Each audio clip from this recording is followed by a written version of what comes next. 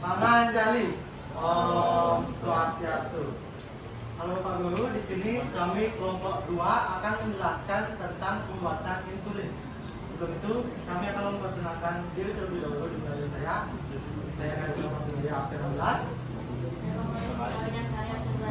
Saya Komarudin Sanjaya, saya Madi Wijaya absen 24. Saya Putri Siti absen 36. Saya Widya absen 1. Tanpa banyak basa-basi, kami akan lanjut langsung ke proses pembuatannya yang dimulai dari pertama. Langkah pembuatan insulin. Langkah pertama, bakteri inang yang cocok dipilih agar bisa menghasilkan insulin jumlah banyak. Bakteri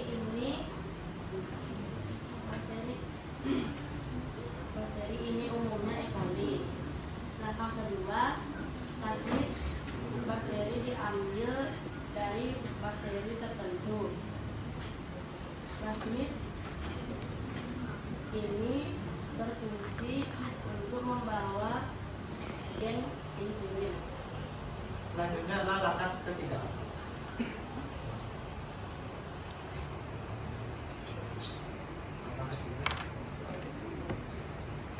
DNA plasmid diambil dari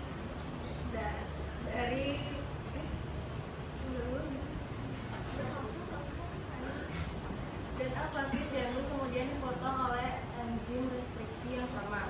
Ujung DNA yang terpotong oleh enzim restriksi menghasilkan ujung lengket pada DNA yang dinamai sticky ends karena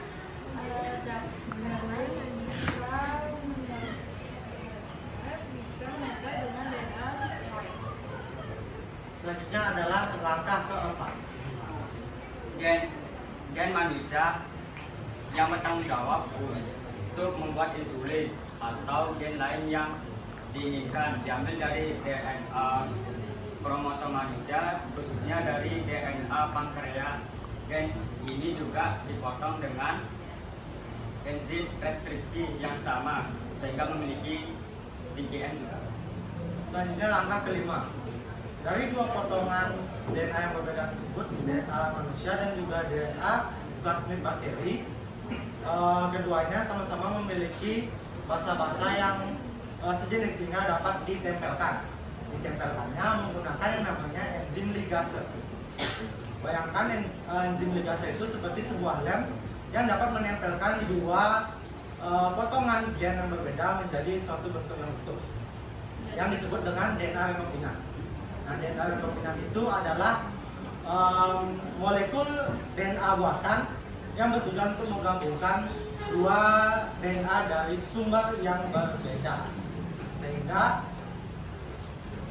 enzim ligase dapat digunakan untuk menggabungkan DNA insulin dengan DNA plasmid bakteri.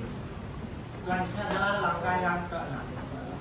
Langkah yang keenam, plasmid sudah dimodifikasi kemudian akan dimasukkan ke dalam sel bakteri yang sama sehingga bakteri tersebut menjadi bakteri transgenik.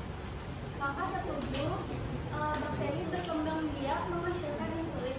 Maksudnya bakteri yang sudah membawa gen baru berkembang biak dengan cepat saat ditumbuhkan di dalam fermenter atau alat khusus dengan kondisi yang terkontrol. Saat berkembang biak, bakteri ini akan menggunakan gen insulin tadi untuk memproduksi insulin atau protein yang diinginkan. Selanjutnya adalah langkah yang ke-8. Jadi sel bakteri akan menggunakan gen baru untuk menghasilkan produk baru, misalnya insulin atau produk lain ini kemudian dapat dipanen secara banyak, dimurnikan, dan sisa-sisa sel bakteri yang tidak digunakan akan dimusnahkan. Tapi masih ada satu tantangan lain lagi, yaitu jika sel bakteri ini gagal dimodifikasi, maka sel bakteri ini akan mati di dalam tubuh manusia. Sekian proses pembuatan insulin. Kami mohon maaf apabila ada salah kata terkait pengucapan. Kami selaku kelompok 2 ucapkan terima kasih dan kami tutup dengan Palma Santi. Om Santi Santi Santi Om.